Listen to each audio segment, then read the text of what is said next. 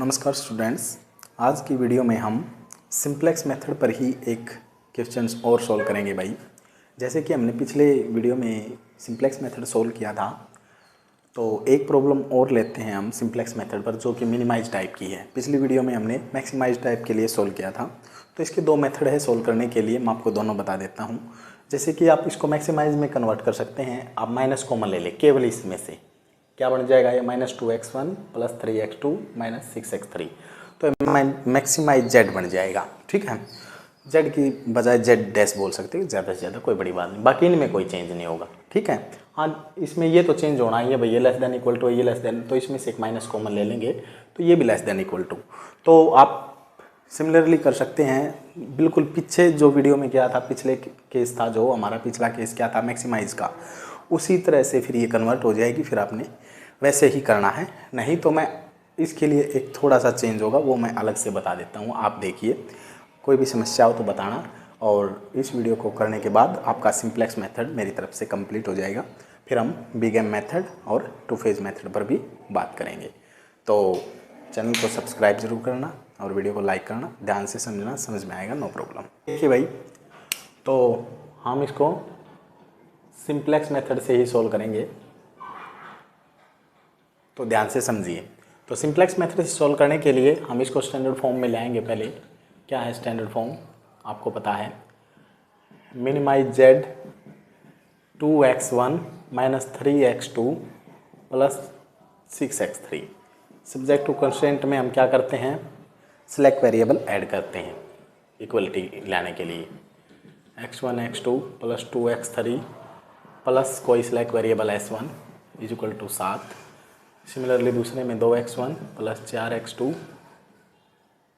अच्छा सॉरी, इसमें से ये जैसे कि देखो ग्रेटर देन इक्वल टू है तो माइनस कॉमन ले लें इसमें से, तो ये दोनों माइनस के हो जाएंगे। है तो हमने माइनस कॉमन लिया है और प्लस में एक सिलेक्ट वेरिएबल ऐड करो। यहाँ पर क्या ऐड होगा, वो s2। समझ में आया ना, निशान चेंज हो गया और सिलेक्ट वेरिएबल भी ऐड होगा। अगला देखिए, माइनस का 4x1 प्लस का 3x2 प्लस का 8x3 प्लस कोई सिलेक्ट वेरिएबल s3 और भैया ये 10। ठीक है, अब मिनिमाइज जेड में भी हमें ये ऐड करना होगा 0s1 के साथ प्लस 0s2 के साथ प्लस 0s3 के साथ। आपने पहली वीडियो देखी है तो उसमें हमने बताया है।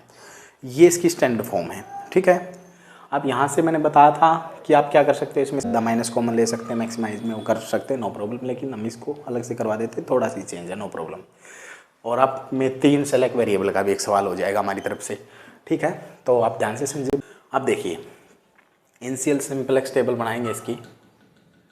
इनिशियल सिंप्लेक्स टेबल बताओ, तो बनाते हैं। तो यहाँ पर हम क्या लिखते थे, CBI फिर CJ और यहाँ पर बेसिक वेरिएबल जो भी चले हुए हैं क्वेश्चन में, जैसे कि भाई बेसिक वेरिएबल है S1 S2 और S3, यही है ना, x1 x2 x3 s1 s2 s3। ठीक है, अब यहाँ पर वैल्यूज डाल दीजिए। x1 की वैल्यूज क्या हैं, z से 2 -3 6 0 0 0। ठीक है भैया, अब मैट्रिक्स को फिल कीजिए। 3 -1 2, S1 का कोफिशिएंट 1 है, बाकी दोनों का 0 है। S2 में देखिए -2 -4 -2 -4, यहाँ S3 का भी 0 है, S2 का 1 है, बाकी S1 और S3 0 है। S3 माइनस का 4 3 8, फिर S3 का 1 है, बाकी दोनों को 0 कर दीजिए। यहाँ तक बताइए कोई समस्या हो तो। और इनके कोफिशिएंट क्या चल रहे हैं, S1 में मैक्सिमाइज जेड में 0 0 0, तो यहाँ पर 0, यहाँ पर भी 0, यहाँ पर भी 0। इनिशियल सिंप्लेक्स टेबल बनाई है हमने। ठीक है, फिर यहाँ एक सॉल्यूशन का कॉलम बनेगा, बाद में फिर हम रेशियो लेंगे। फिलहाल अब हमें ये बढ़ने के बाद ZJ को कैलकुलेट करना होता है। ZJ बताइए। तो एक जैसे कि कल हमने मैक्सिमाइज जेड की जो प्रॉब्लम की थी, उसमें हमारा क्या था ऑप्टिमलिटी कंडीशन, उसमें थी CJ - ZJ less than equal to 0, इसके विपरीत। तो यहाँ पर क्या हो जाएगी, अगर मिनिमाइज टाइप का है तो Cj minus Zj greater than equal to 0। इस चीज़ को आप ध्यान में रखना है, ठीक है, क्योंकि हम चेक करेंगे यहाँ Zj कैसे कैलकुलेट करना बताया था हमने, इसकी गुणा प्लस फिर इसकी गुणा प्लस फिर इसकी गुणा, तो सारे 0 आएगा। ये इन में 0 ही आएगा। देखो आप करके देखो, इसके साथ सब 0 हैं, तो 0 0 और 0 और यहाँ पर भी 0, ठीक है। अब Cj माइनस Zj को कैलकुलेट करें तो बताएं, Cj ये है, Zj ये है, तो 2 माइनस 3 6 0 0 और 0, ठीक है। अब इतना कैलकुलेट होने के बाद अब की कॉलम पकड़ते वक्त इस टाइम में हम क्या करते थे, मोस्ट पॉजिटिव वैल्यू है ना सेलेक्ट करते थे नीचे से, बस यही चेंज है, ये ध्यान दीजिए। यहाँ हम मोस्ट नेगेटिव चेंज कर लेंगे, मोस्ट नेगेटिव के सामने वाला होगा। ऑप्टिमलिटी चेक करें, नहीं है ऑप्टिमलिटी, देखिए सारी ही value greater than equal to 0 होनी चाहिए। चलो ये ठीक है, लेकिन इसमें दिक्कत है, एक ही वैल्यू में दिक्कत है, कोई दिक्कत नहीं, तो इटरेशन तो हमें करना पड़ेगा। तो इटरेशन करेंगे तो मोस्ट नेगेटिव वैल्यू इसमें नीचे से कौन है, ये है, समझ में आया है ना। मोस्ट नेगेटिव मतलब कि जो ज़्यादा नेगेटिव में है उसी को ही पकड़ के चलना है। तो उसके बाद आपका ये की कॉलम सेलेक्ट हो जाएगा, ठीक है। और ये सॉल्यूशन था, यहाँ पर इनके बराबर वाले कोफिशिएंट भी डाले भाई, देखो जैसे यहाँ हमने डाला नहीं 7, ये 12 और 10। अब इनका रेशियो लेना है, रेशियो ले रेशियो क्या है, रेशियो देखो 7 डिवाइड बाई -7 और माइनस का 3 12 डिवाइड -4 और 10 डिवाइड बाई 3। अब यहाँ पर ध्यान दीजिए, यहाँ पर हमेशा लिस्ट पॉजिटिव वैल्यू पकड़नी है, या तो केस मैक्सिमाइज का हो या मिनिमाइज का, हमेशा ही लिस्ट पॉजिटिव वैल्यू को आपने सेलेक्ट करके चलना है। लिस्ट पॉजिटिव जैसे कि 2 5 7 कौन है इसमें, लिस्ट सारी पॉजिटिव हैं लेकिन कम, ये है लिस्ट, ठीक है। इसी तरह से मान लें कुछ वैल्यू यहाँ -7 -8 -9 इस तरह से वैल्यू चली हुई है, तो यहाँ नीचे आ जाए ये वैल्यू, तो हमने मोस्ट नेगेटिव पकड़नी है। ज़्यादा नेगेटिव कौन है, -10, ठीक है। तो इस तरह से मोस्ट नेगेटिव वैल्यू को आपने पकड़ के चलना, समझ में आया है। तो अब देखिए, अब लिस्ट पॉजिटिव वैल्यू एक ही पॉजिटिव है, तो ये आपका की रो, तो की रो ये हो जाएगा और की एलिमेंट ये है। अब इसके बाद हम इटरेशन करते हैं, नई टेबल बनेगी तो देखते हैं। देखिए भाई, तो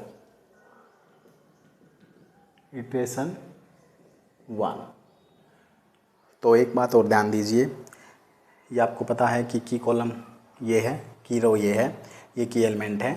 x2 हमारा क्या है, एंटरिंग वेरिएबल, और ये हमारा S3 क्या है, लीविंग वेरिएबल। तो आप इन चीज़ों को ध्यान में रखें, ठीक है। तो ये लीविंग वेरिएबल है। तो इटरेशन करते हैं इसका, ये हमारा Cj बेसिक वेरिएबल, दो बचे हुए हैं, क्या क्या है, x1 x2 x3 s1 s2 s3। यहाँ पर सॉल्यूशन का कॉलम होता है हमारा, यहाँ पर इनके कोफिशिएंट क्या है, 2 -3 6 0 0 0, ठीक है। अब यहाँ पर ध्यान दीजिए, S3 और x2 रिप्लेस, मतलब ये x2 आ जाएगा यहाँ S3 की जगह, तो ये ध्यान से समझिए, ठीक है। अब x2 का कोफिशिएंट क्या है यहाँ पर बताइए, बेसिक वेरिएबल को इसका कोफिशिएंट क्या है, x2 का -3, ठीक है। बाकी कोई चेंज नहीं है, यहाँ s2 भी है और s1 भी है, ये 0 0 के साथ भी है, ठीक है। अब देखिए, अब हमने क्या करना है भैया, ध्यान से समझना है बिल्कुल। इसको जहाँ पर की एलिमेंट सेलेक्ट हुआ है ना, जहाँ पर की एलिमेंट सेलेक्ट हुआ है, जो भी की एलिमेंट है उससे डिवाइड कर देना है, 3 से डिवाइड कीजिए। देखो इससे डिवाइड कर देना है, -4/3, फिर यहाँ पर 1, फिर यहाँ पर 8/3, फिर 0/3 0, 0/3 0 और 1/3, ठीक है। यहाँ पर 10/3, ठीक है भाई, आया समझ में, ठीक है। तो इसमें तो बिल्कुल सिंपल है, यहाँ तक तो कुछ भी नहीं है। अब समझना है, अब हम S1 के एलिमेंट को कैसे भरेंगे और S2 के एलिमेंट को कैसे भरेंगे, ये इंपॉर्टेंट है। तो ध्यान से समझिए, इसके लिए तरीका हमने बताया था आपको। फॉर S2 एलिमेंट्स, पेपर में लिखना है आपने अच्छी तरह से ऐसे ही। तो S2 के एलिमेंट को हम कैसे भरेंगे, सारे एलिमेंट को लिख लें, जो भी S2 को भरना चाहते हो, या S1 को, पहले S1 को भर देते हैं, कोई दिक्कत नहीं, किसी को भर लो, नो प्रॉब्लम, बने तो हमने दोनों ही हैं। 3 -1 2 1 0 0 और 7 भी, ठीक है। फिर माइनस लगाना है सब में, ठीक है, वेरी गुड। फिर ब्रैकेट लगानी है, और ब्रैकेट में क्या वैल्यू डालनी है वो देखिए आप। ब्रैकेट में इसमें जो की कॉलम हमने बनाया है, और की कॉलम बनाते वक्त इस रो में कोई एलिमेंट आया है, वो है -1, है ना, तो वो यहाँ पर कॉमन लिख देना है, -1 -1 -1 -1 -1 और -1।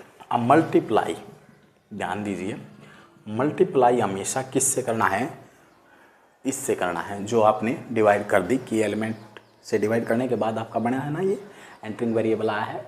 और ये जो हमेशा ये, चाहे आप S2 को बना रहे हो चाहे आप S1 को बना रहे हो, तो इसी तरह से है प्रोसीजर इसका। -4/3, फिर 1 8/3 0 0 1/3 और 10/3।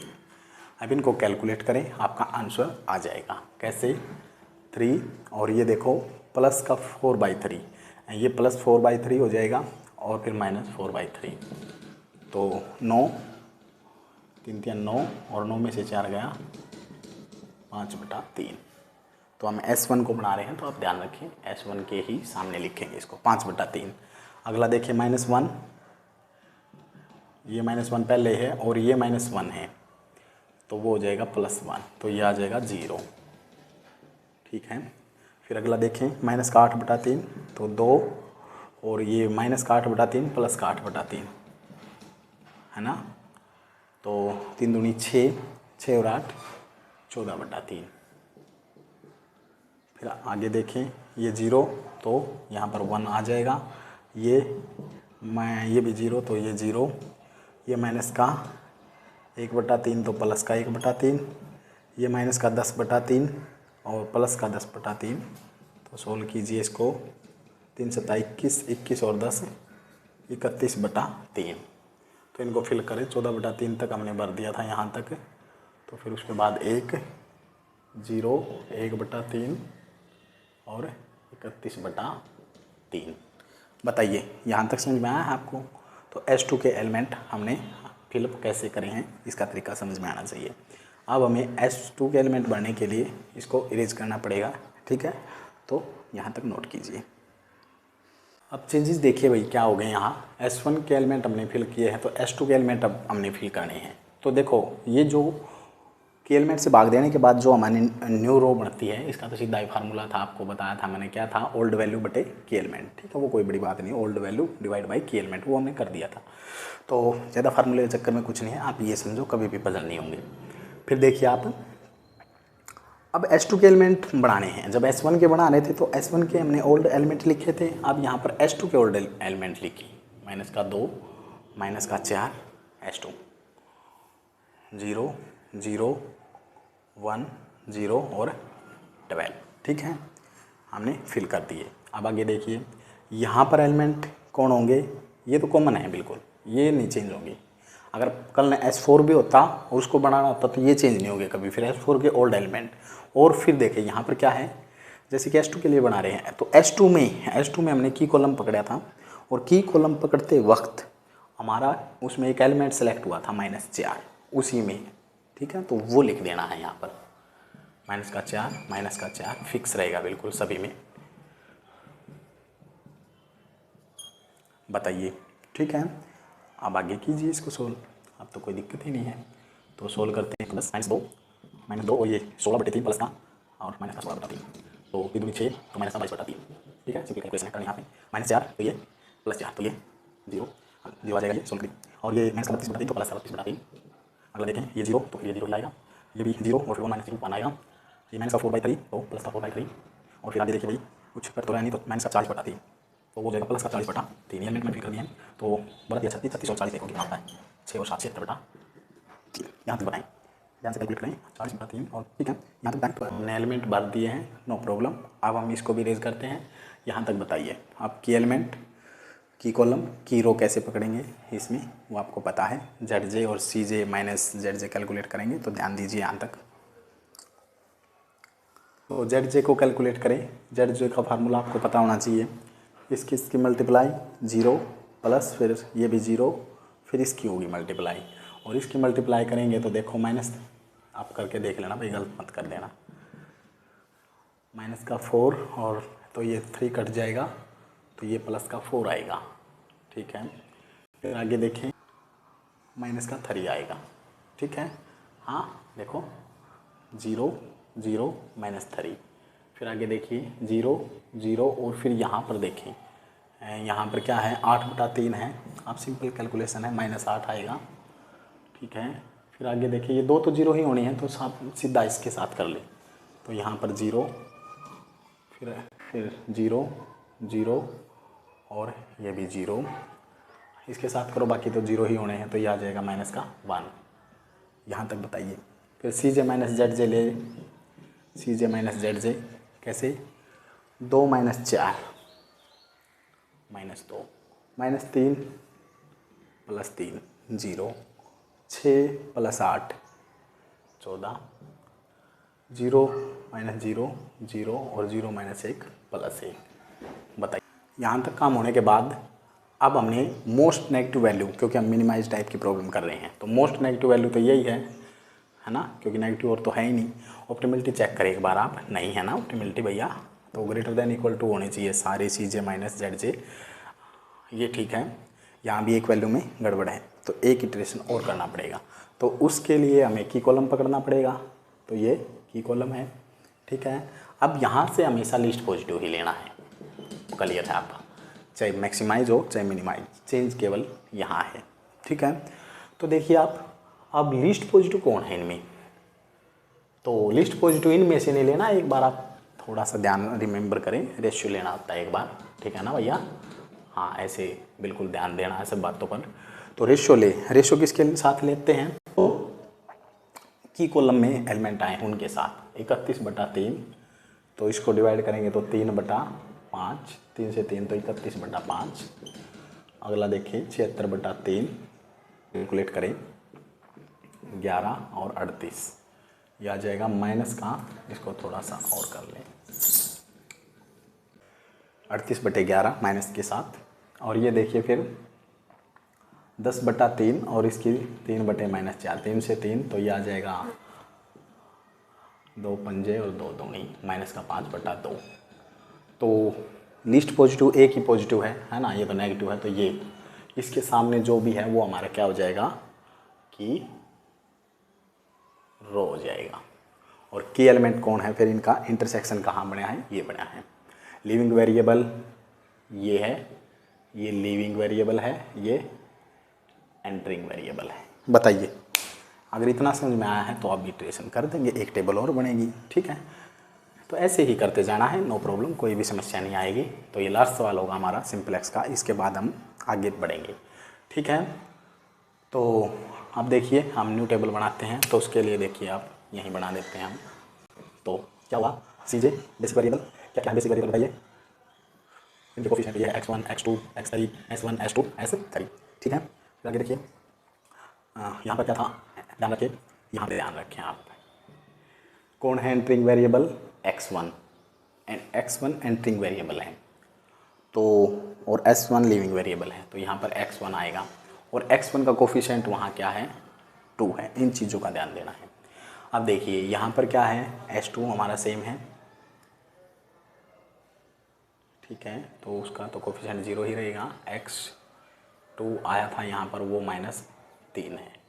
बताइए, ठीक है, तो की एलिमेंट किस में सेलेक्ट हुआ है, इसमें, तो इसी से डिवाइड कर देना है। ठीक है, तो कीजिए डिवाइड, तो 5/3 से डिवाइड करेंगे 1 0, 14/3 और डिवाइड 5/3, तो मतलब 3/5, तो यहाँ 14/5, फिर यहाँ पर 1 डिवाइड बाई 5/3, तो मतलब 3/5, तो 0 से डिवाइड करेंगे तो 0 ही रहेगा। 1/3 को 3/5 से कर, मतलब 5/3 है, वैसे 3/5 हो जाएगा, तो 1/5। सॉल्यूशन में भी करेंगे हम ये काम, तो 31/3 को 3/5 तक कराएंगे तो भैया 31/5 आएगा। बताइए, ठीक है। तो ये तो हमारा ठीक है भाई। अब H2 को और X2 को हमने भरना है और उसी मेथड से भरना है जैसे हमने पीछे किया था। तो ये मेन है और इसके बाद फिर आप चेक करेंगे। तो हमें इरेज करना पड़ेगा, जगह नहीं है हमारे पास। तो आप ध्यान दीजिए, इस टेबल का तो हमें है आवश्यकता, तो हम इस टेबल को इरेज कर सकते हैं क्योंकि अब हमारा इसका काम हो चुका है। को हम बनाना चाहते हैं नहीं, तो H2 के सारे एलिमेंट लिखेंगे हम। -22/3, 0, 32/3,